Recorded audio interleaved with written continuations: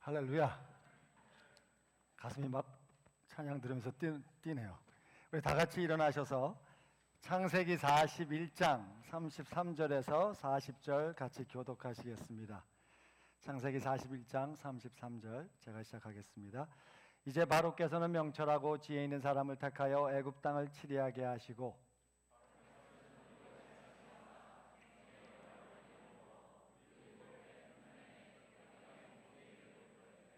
그 관리로 장차올 풍년의 모든 곡물을 거두고 그 곡물을 바로의 손에 돌려 양식을 위하여 각 성에 적치하게 하소서.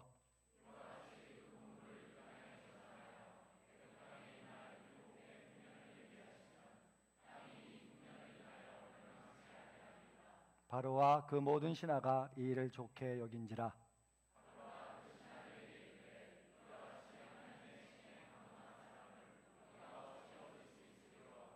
요셉에게 이르되 하나님이 이 모든 것을 내게 보이셨으니 너와 같이 명철하고 지혜 있는 자가 없도다. 너는 내 집을 치리하라. 내 백성이 다 내 명령을 족정하리니 나는 너보다 높음이 보좌뿐이니라. 아멘. 한자 성어에 일소 일로라는 말이 있습니다. 한 번 웃으면 젊어지고 한 번 노하면 늙어진다는 말입니다. 오늘 성령님의 감동 있는 삶이라는 주제인데 오늘 감동 받으시기 위해서는 활짝 웃으셔야 돼요. 그래서 옆에 있는 사람한테 활짝 웃으시면서 예수님 사랑합시다 라고 한번 해봅시다. 예수님 사랑합시다.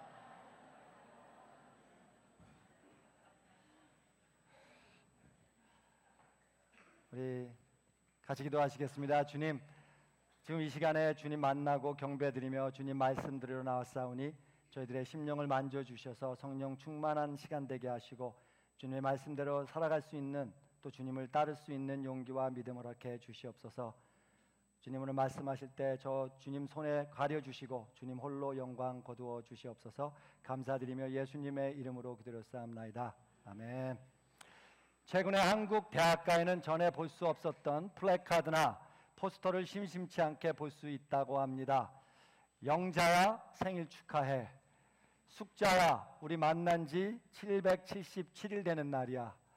뭐 누가 사랑해 뭐 이런 거를 거침없이 공식 석상에나 그런 데다가 이렇게 올려놓는다고 합니다. 어떻게 보면 친구나 애인을 감동시키기 위해 저지르는 일종의 깜짝 이벤트 감동 작전입니다. 요즘 젊은이들이 굉장히 라디컬하고 대담해서 뭐 그런 것쯤은 전혀 문제없이 하는 걸로 알려져 있습니다. 사실 이 시대가 어느 때보다 감동받기 원하는 그런 시대입니다. 그래서 감동만 되면 2002년 월드컵 때 보듯이 길거리로 뛰쳐나가 땅바닥에 앉아서 하루 종일 또 미친 듯이 소리도 지릅니다. N세대 용어로 필이 꽂히면, 뚜껑이 열리면 이해할 수 없는 행동도 마다하지 않고 하는 그런 시대입니다. 이런 감동받고 싶어하는 시대 흐름을 놓칠 리 없는 기업에서는 영업 마케팅 전략도 이름하여 고객 감동 전략을 세워놓고 있다고 합니다. 과거에는 고객을 주로 그냥 만족시키는데 그 전략에만 포커스를 했다면 이제는 그것만으로는 부족하고 고객을 감동시키려고 몸부림치고 있다고 합니다. 그러나 여러분도 아시다시피 이런 감동은 모두가 인위적이며 가식적이고 의도적이며 가공된 것들이라는 것입니다. 억지로 감동을 이끌어내려고 만든 일종의 쇼여 이벤트일 뿐입니다. 감동 아닌 감동을 상품화한 산업주의적으로 쓰려는 그런 감동에 불과한 것입니다. 사실 진정한 감동은 순수함과 잔잔함에서 나오게 됩니다. 진실한 감동은 자연 발생으로 나오고 진정한 감동은 만들어내는 것이 아니라 우러나오게 돼 있습니다. 사회운동가, 평화운동가, 노동운동가로 알려져 있는 시인 박노해 씨는 매일 아침 떠오르는 태양이 나날이 새롭다는 것을 깨닫고 감동했고 울터리에 피어난 개나리꽃에 스며든 새봄에 감동한다고 했습니다. 사랑하는 가족들과 따뜻한 밥상을 대하며 감동한다고 고백했고 잊었던 파랑새 소리를 들으며 감동한다고 했습니다. 그러면서 감동할 줄 모르는 사람은 창조력을 잃어버린 사람이요, 감동할 줄 모르는 사람은 더 이상 영적 성장이 멈춰버린 사람이라고 단정까지 하고 있습니다. 오늘 우리가 사는 이 시대는 아티피셜한 시대입니다. 모든 것이 컴퓨터라이즈 돼 있어서 무의식 속에서 굴러가듯이 살고 있는 시대이며, 전쟁과 환란 피비린내 나는 테러리즘 속에서 언제 어디서 밤이 터질지 모르는 시대이며, 외모 지상주의, 인간 상품화, 물질 숭배라는 가치관과 철학 속에서 감동을 잃어버린 시대, 자기 자신을 버리지 못하는 시대에 살고 있다고 해도 과언이 아닙니다. 하지만 그리스도인들은 다릅니다. 그리스도인들은 감동을 찾은 사람입니다. 감동할 것을 감동할 줄 압니다. 감동할 때 감동할 줄 압니다. 작은 것에 감동하고 순수한 것에 감동할 줄 압니다. 창세기 1장에 보면 하나님께서 천지를 창조하시는 장면이 소개되고 있습니다. 1장 4절에 보면 첫날 하나님께서 빛을 만드시고, 그리고 이렇게 기록되어 있습니다. 그 빛이 하나님 보시기에 좋았더라. 하나님께서 그 빛을 만드시고 보시면서 감동하셨다는 것입니다. 야, 진짜 좋다. 야, 진짜 멋있다. 내가 만들었지만 감동이다. 엿새 동안 하루에 하나씩 만드시면서 매일 감동을 연발하셨습니다. 특히 마지막 날 인간을 만드시면서 모든 창조를 끝내시고는 더욱 크게 감동하셔서 이렇게 말씀하셨습니다. 야, 너무 좋다. 야, 너무 멋지다. 창세기 1장 31절에 하나님이 그 지으신 모든 것을 보시니 보시기에 심히 좋았더라.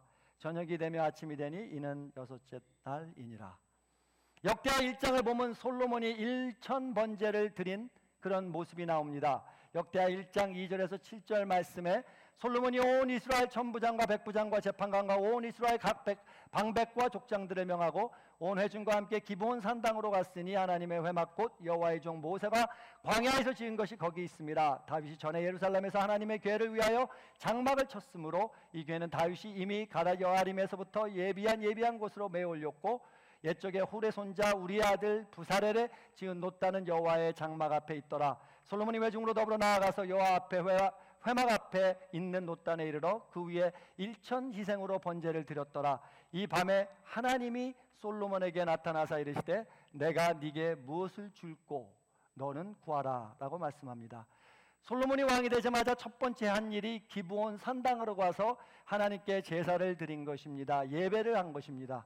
이것만으로도 하나님께 하나님한테 기쁘시게 해드리기에 충분했는데도 그것만이 아니라 솔로몬의 제사를 드리되 전무후무한 번제를 드리며 1000 희생을 드렸다는 것을 볼 수 있습니다. 1장 17절에 하나님께서 그 밤에 솔로몬에게 나타나사, 솔로몬이 구하지도 않았는데 솔로몬에게 나타나사 하나님께서 먼저 감동받으셔서 내가 너한테 무엇을 해줄까라고 물어보는 그런 모습입니다. 그렇습니다. 하나님은 감동하실 줄 아시는 분입니다. 하나님 뜻대로 이루어지는 일을 보고 감동하십니다. 하나님이 우리의 마음과 눈물을 다하여 드리는 예배 속에 그런 모습을 보고 감동하십니다. 우리의 정성을 다하여 봉사와 희생을 하며 주님을 섬길 때 하나님께서 감동하십니다. 예상치 못한 우리의 믿음을 보시고 크게 감동하십니다. 하나님께서 불쌍한 사람들을 가서 뀌어안아주고 그의 눈물을 닦아줄 때 하나님은 감동하신다는 것입니다. 그리스도인들이 하나님을 닮아갈 필요가 있습니다. 그리스도인들이 감동을 배워야 됩니다. 감동을 해야 됩니다.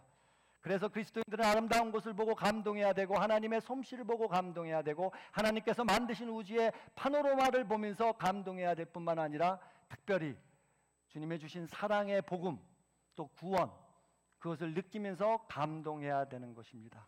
1975년에 영국의 에버딘 대학교 University of Aberdeen in Scotland 생물학자, 생화학자 Dr. Hans Kosteritz and John Hughes, 이 두 박사가 뇌 속에서 생산되는 호르몬을 연구하다가 몰핀보다 훨씬 더 강한 물질을 발견하고 이것을 체내 몰핀이라고 해서 엔돌핀이라고 했었습니다.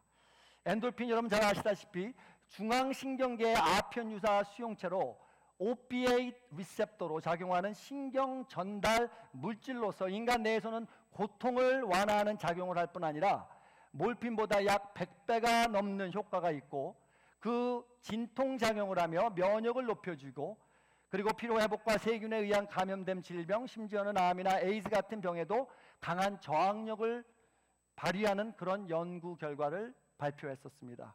이런 엔돌핀은 체내에서 자동적으로 생성되는 것이 아니고 다른 어떤 매개체 같이 그냥 우리가 잘 먹고 이렇게 잘 지낼 때 생성되는 것이 아니고 마음이 기쁘고 즐거울 때 생산되며 반대로 마음이 우울하고 상처를 받으면 엔돌핀은 생성이 되지 않고 반대 효과를 내는 나쁜 호르몬인 아드레날린이라는 호르몬이 생성된다고 합니다. 그 중에서도 노르아드레날린이라는 것이 생성되는데 그것은 스트레스성 호르몬인데 강한 독성 물질인 활성산소를 발생시키면서 면역을 떨어뜨리고 병과 노화를 촉진하며 심함은 공황장애나 자살, 충동까지도 일으키게 하는 그런 셀을 프로듀스 한다는 것입니다.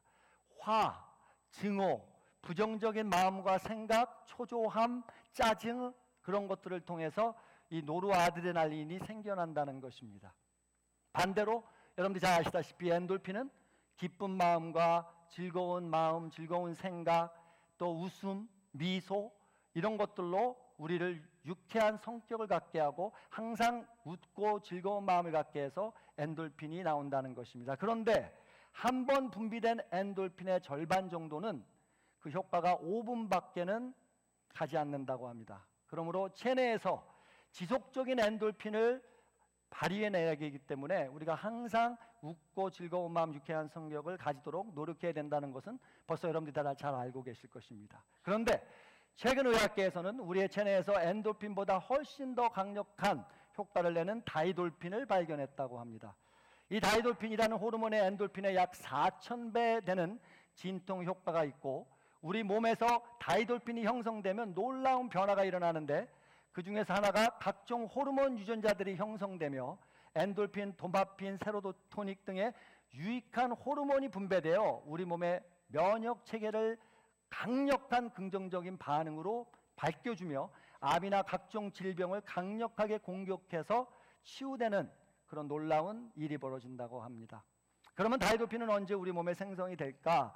다이돌핀은 바로 우리가 진한 감동을 받을 때 분비가 된다고 합니다. 자기가 좋아하는 음악에 깊은 감동을 받을 때, 아름다운 풍경에 완도되었을 때, 또 전혀 알지 못했던 진리를 깨달았을 때, 또 엄청난 사랑에 빠져 있을 때 다이돌핀이 생성된다고 합니다.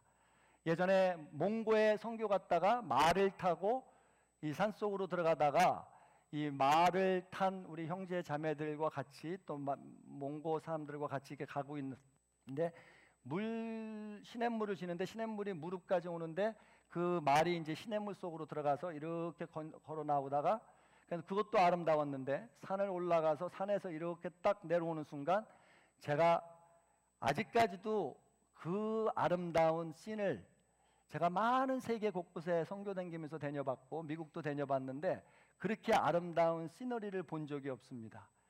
말과 양과 그런 것들이 다 초장에 뛰어댕기고 있고 생말, 야생말들이 뛰어댕기고 꽃과 구름이 산에서 이렇게 내려와 있고 이 모든 모습이 환상이어서 제가 하고 숨을 못 쉬고 가만히 있었을 때가 있었습니다. 우리 팀 멤버들이 사진기를 꺼내서 찍으려고 그래가지고 제가 찍지 말라고 그랬습니다.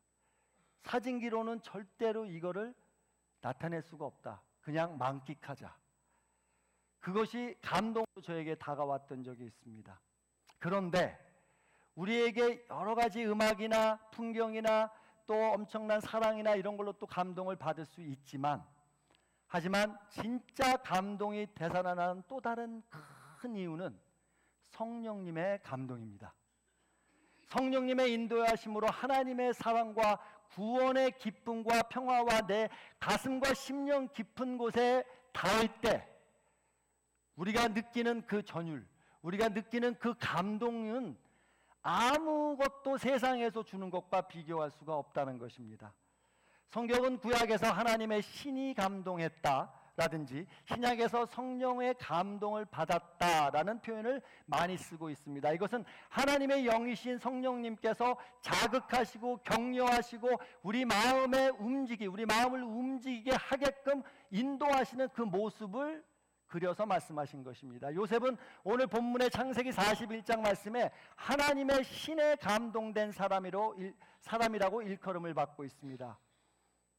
그 하나님의 신에 감동된 그 결과는 명철과 지혜이지만 요셉의 삶을 돌아보면 요셉이 17살 때 그 형들로부터 어떻게 보면 팔림을 받아서 이집트와 또 보디발 집과 프리즌에서 13년이라는 세월을 보내면서 성경을 보면 하나님께서 요셉과 함께했다. 하나님께서 요셉과 함께했다. 그 뜻은 성령님께서 요셉에게 감동을 주셨기 때문에 요셉이 가는 곳마다 그 감동으로 다른 사람들을 감동시켰기에 가는 곳마다 프라스퍼했다는 그런 성경의 간증이 나오고 있는 것입니다. 아멘. 감동이 없는 시대에 살면서도 성령님께서 우리의 심령 가운데 오셔서 만져주시고 자극해주시고 격려해주시면 우리 마음이 움직이게 돼 있다는 것입니다. 마음이 열립니다. 사랑하게 됩니다. 감사하게 됩니다. 용서하게 됩니다. 기뻐하게 됩니다. 베풀게 됩니다. 그래서 성령의 도우심으로써 우리 스스로 도저히 느낄 수 없는 벅찬 감동을 받게 되는 것입니다. 그런데 그 감동을 받으면 그 감동을 나타낼 수 있는 일을 한다는 것입니다. 성령님의 힘으로 감동을 받은 사람들은 그 감동을 받은 것으로 가지고 있을 수가 없기 때문에 그 감동된 행동과 삶을 살 수밖에 없다는 것입니다. 이렇게 감동을 되찾은 그리스도인들은 성령님의 감동을 통해서 감동 있는 삶을 살게 되는데 어떠한 감동이 있냐면 첫 번째로 깨달음의 감동이 있습니다. 그리스의 수학자 알키미디스라는 사람은 벌거벗은 수학자라고 별명을 가지고 있습니다. 수학을 공부하신 분들은 좀 들어보셨을 거예요. 그는 시리큐스에 있는 왕의 부탁을 받고 왕관이 순금으로 이루어져 있는가 아닌가를 조사해 보라고 해서 왕의 금과 은 또 다른 것들로 비율로 섞여 있는지를 알아내기 위해 고민을 하고 있었다고 합니다. 우연히 목욕탕에 들어가서 물이 가득 찬 욕조에 들어갔다가 부피만큼의 물이 넘치는 사실을 새삼 깨닫고는 순간 벌떡 일어나서 벌거벗은 채로 유리카 유리카 알았다라고 외치면서 집 밖으로 뛰쳐나갔다고 합니다. 그리고는 그 깨달음을 통해서 감동받아서 자기가 발가벗은 것도 모르고 동네를 휘짓고 다니면서 발견했다 알았다를 소리치고 있었다고 합니다. 그렇습니다. 우리 그리스도인들의 성령님의 감동으로 놀라운 사실을 깨닫게 됩니다. 그리고 그 깨달음에 큰 감동을 받게 됩니다. 대표적인 걸로 성령이 감동하시면 우리가 하나님의 말씀을 깨닫게 됩니다. 여러분들 그런 거 경험하셨죠? 성경을 어느 날 읽을 때 그냥 무의식적으로 읽고 이렇게 넘어갔는데 어느 날 저녁 기대에 성경을 보고 혼자서 불을 끄고 성경을 조그만 불 켜놓고 성경을 읽으시면서 딱 읽고 있는데 성령님이 감동을 주시는데 성령님께서 그 말씀을 여지껏 보지 못한 어떤 깊이와 넓이로서 여러분들을 인도하시면서 그런 적 있으세요? 없으세요? 그럴 때 여러분들 감동 느끼세요? 등골이 이렇게 쭉 하면서 이렇게 하면서 주님 감사합니다. 그러면서 자기 눈물 흘리고 회개하고 또 주님께 매달리고 찬송하고 그러는 감동이 저희들에게 있습니다.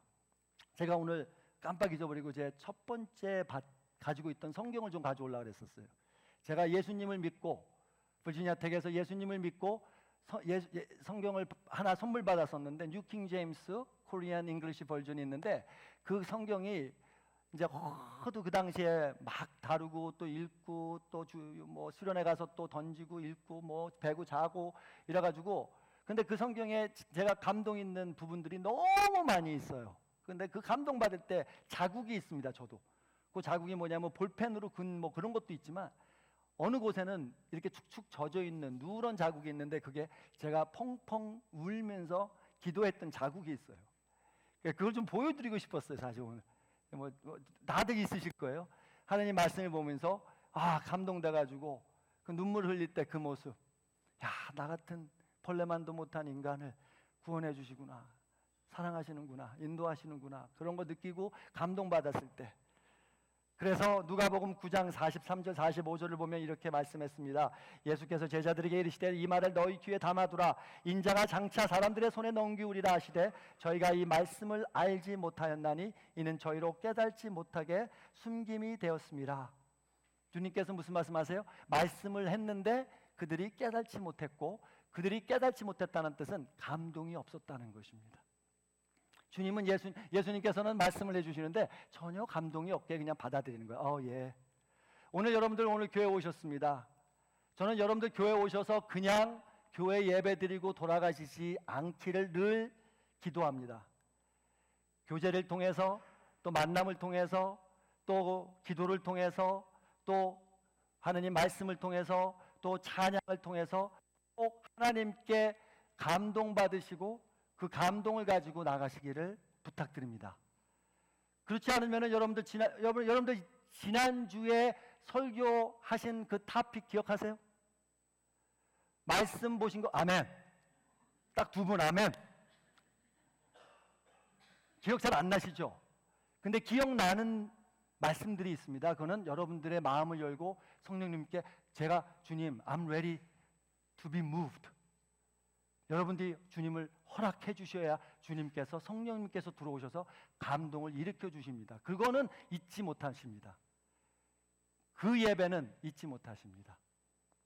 요한복음 16장 13절에 보면 이런 말씀이 있습니다. 진리의 성령이 오시면 그가 너희를 모든 진리 가운데로 인도하시리니 그가 자의로 말하지 않고 오직 듣는 것을 말하시며 장래일을 너에게 알리시리라. 즉 성령님께서 오셔서 깨닫게 해주시고 성령님께서 우리를 깨달음을 통해서 감동을 주신다는 말씀입니다. 사도행전 2장 36절을 보면 성령을 받자마자 사도 베드로가 예루살렘 성에 가서 복음을 전했는데 이렇게 말씀했습니다. 그런즉 이스라엘 온 집이 정령할지니 너희가 십자가에 못 박은 이 예수를 하나님의 주와 또 Lord, 그리스도, Christ, Messiah, Anointed One이 되게 하셨느니라.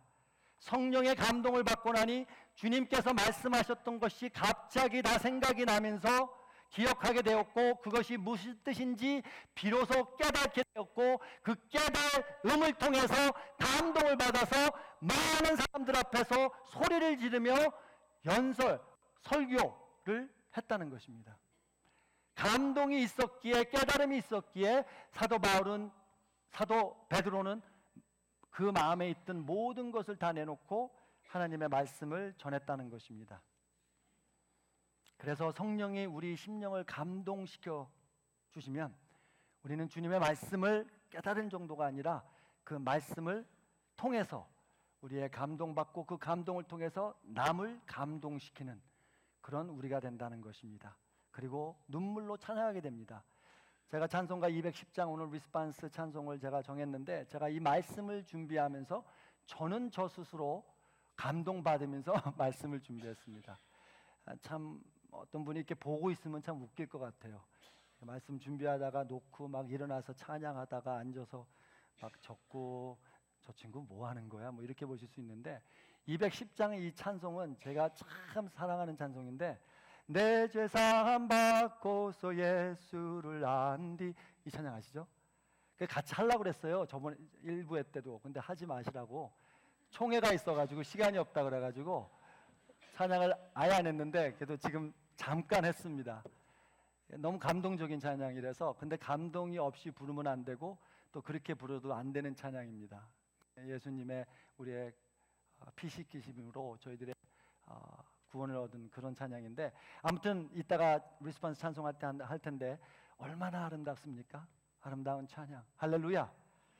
이렇게 감동을 되찾은 그리스도인들은 성령님의 감동을 통해서 감동이 있는 삶을 살게 되는데 어떠한 감동이 있냐면 첫째, 깨달음의 감동. 두 번째, 감사의 감동이 있습니다. 주 155년 2월 23일 서머나 운동경기장에는 구름 같은 인파가 몰려 있었다고 합니다.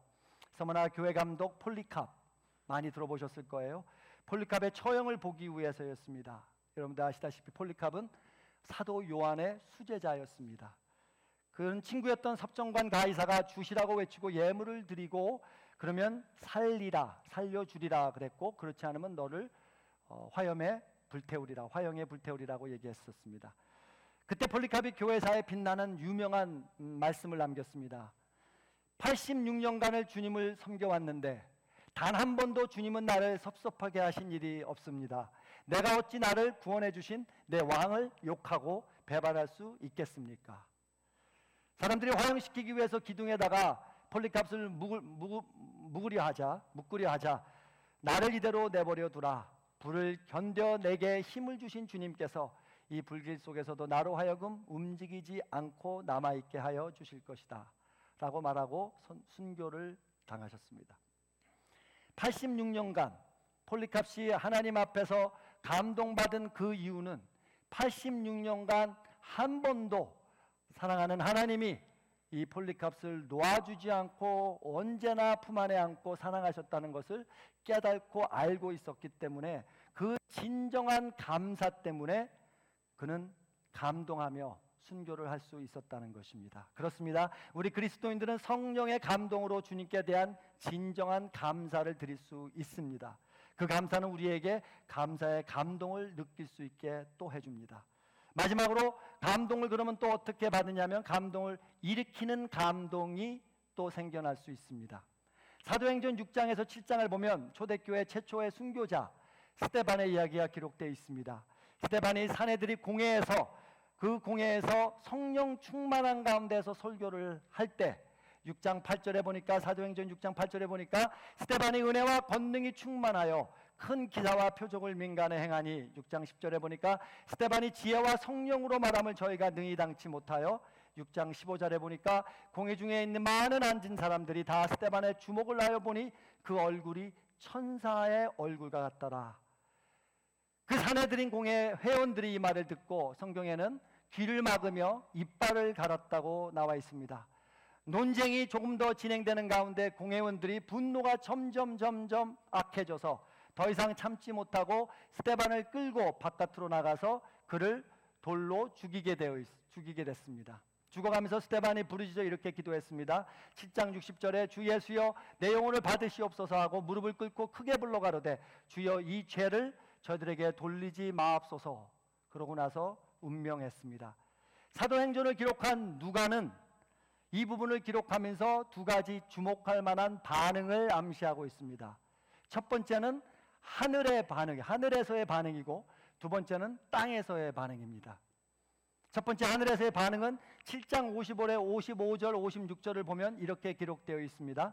스데반이 성령이 충만하여 하늘을 우러러 주목하여 하나님의 영광과 및 예수께서 하나님 우편에 서신 것을 보고, 우리가 아는 거는 예수님께서 오셔서 돌아가시고 부활하시고 승천하셔서 하나님 우편에 앉아 계시다고 하셨는데, 이 글을 보면 하나님 우편에 서신 것을 보고 말하되 보라 하늘이 열리고 인자가 하나님 우편에 서신 것을 보노라. 이 감동적인 순교 장면을 하늘에서 주님께서 지켜보시면서 더 이상 앉아 계실 수가 없어서, 너무나 이 순교 때문에 너무나 감동적인 그런 순교 때문에 예수님께서 일어나셔서 자리를 박차고 일어나셔서 스탠딩 오베이션을 해주신 것입니다. 여러분들 음악회 같은 데 가가지고 음악을 너무 아름답게 듣고 있다가 음악이 갑자기 다 끝났을 때 뭐 박수 치라는 소리도 안 했는데 다 일어나셔가지고 박수 치는, 그거하고 비교가 안 되는 우리 예수님께서 스데반에게 감동을 받고 그것을 일어나셔서 표시하는 그런 모습을 보게 됩니다. 그렇습니다. 성령의 감동으로 큰 감동을 받고 주를 위해 드리는 헌신은 주님을 감동시켜 드립니다. 다른 하나는 땅에서의 반응입니다. 58절을 보면 성 밖에 내치고 돌로 칠세 증인들이 옷을 벗어 사울이라 하는 청년의 발 앞에 두니라고 했습니다. 여러분들이 다 아시다시피 사도 바울은요, 사도행전 9장에 가야 예수님을 영접하는 다메섹에서 그 스토리가 나옵니다.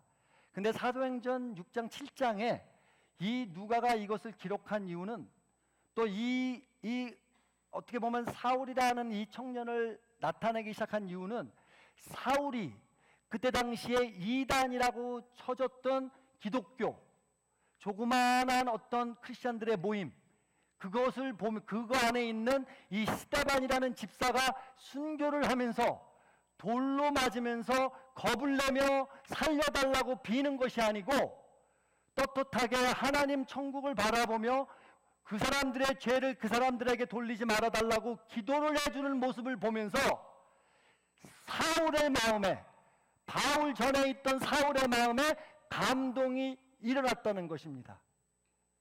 이건 뭐지? 어떻게 이렇지? 우리가 모세의 하나님을 따르는 사람도 죽음 앞에서는 발발 떠는데 어떻게 이렇지? 그런 감동이 마음속에 일어났다고 얘기하는 것입니다. 성서 신학자들은 이 사건에서 사울의 마음이 흔들리기 시작했고 바로 여기서부터 사울의 회심은 준비되기 시작했다고 의견의 일치를 보고 있는 것입니다. 하늘에서의 반응은 예수님께서 감동받으셨고 땅에서의 반응은 사람들이 감동받았다는 것입니다. 성령님의 감동을 받았으니 하나님의 말씀을 선포하고 그 말씀을 아무 문제 없듯이 누가 반발을 하든 뭐하든 하나님의 복음을 전할 뿐만 아니라 하나님의 말씀을 전파하는 동안 하나님께서는 그것 때문에 감동을 받으시고 또 땅에서는 사람들이 감동을 받아서 움직이게 된다는 것입니다. 할렐루야, 할렐루야. 성령의 감동으로 큰 감동을 받은 자들이 주를 위해 드리는 헌신은 진짜 많은 사람들을 감동시킵니다.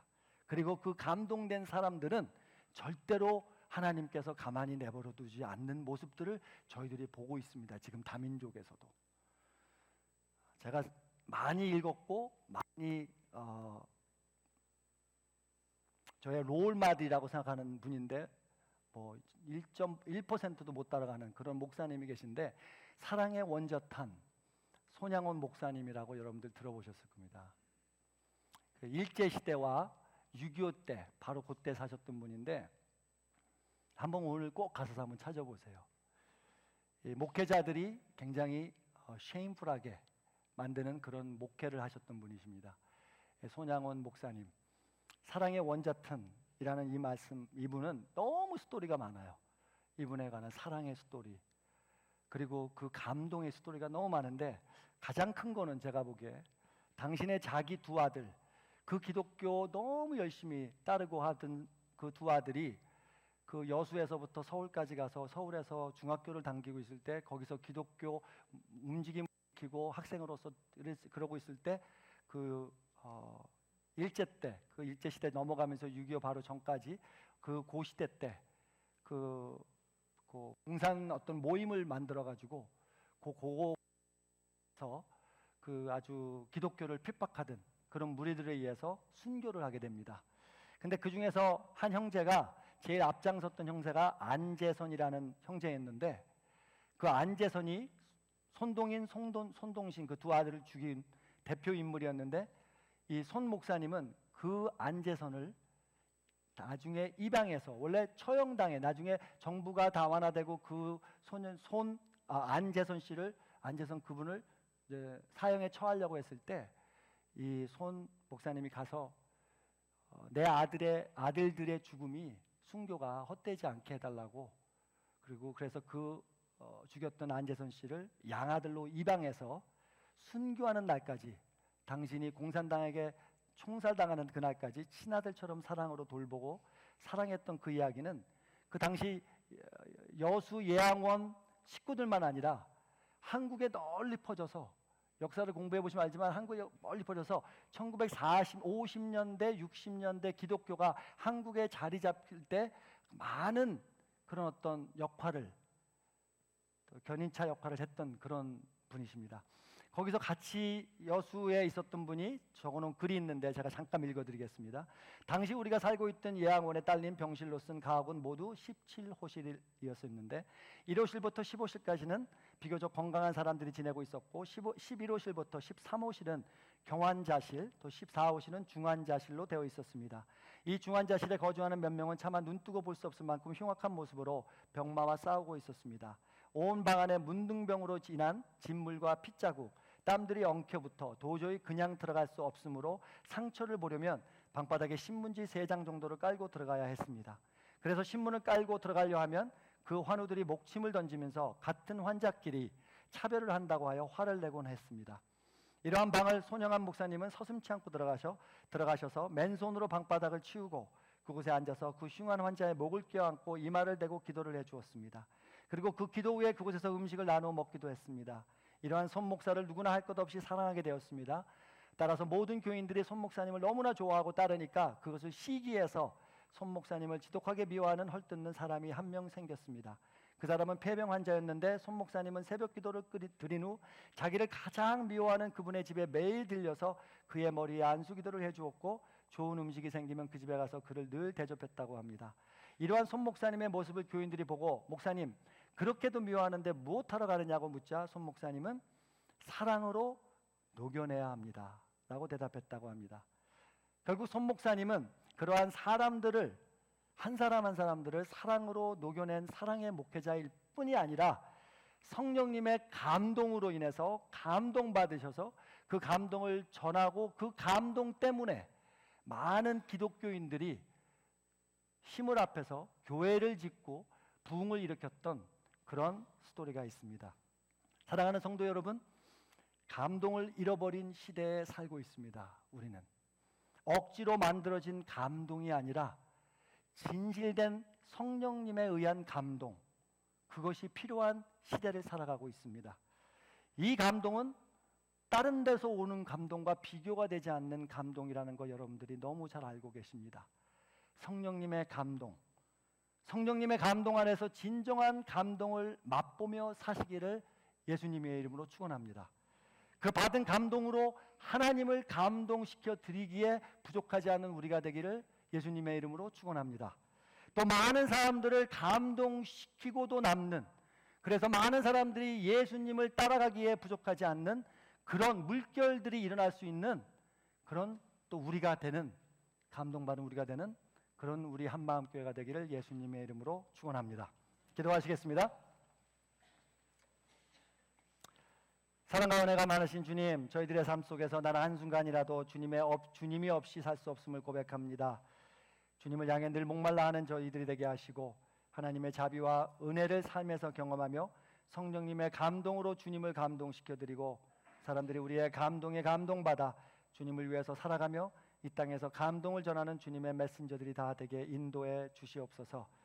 저희들의 심령이 낮아지게 해주시고 촉촉해지게 해주시고 예수님의 마음을 느끼며 예수님의 마음으로 남을 돌아보며 불쌍하고 어려워하는 약한 자들을 사랑하게 하시고 그들을 위로할 수 있는 주님의 제자다운 제자들이 다 되게 도와주시옵소서.